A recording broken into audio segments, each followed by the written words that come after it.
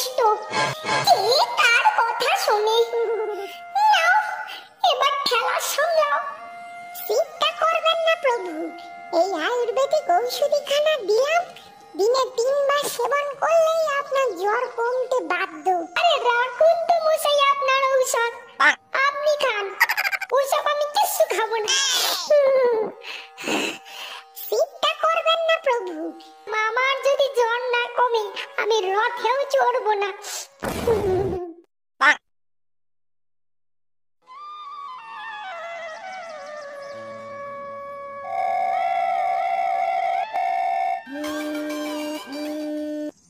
Hello Jagai, তোর জ্বর কমলো?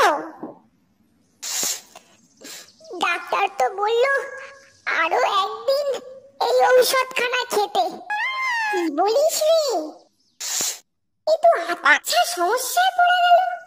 এদিকে তো তুই রথে না উঠলে, তোর রথের চাকা না গড়ালে, তিনি তো আমায় টিকিটই বুক করে দিচ্ছেন না।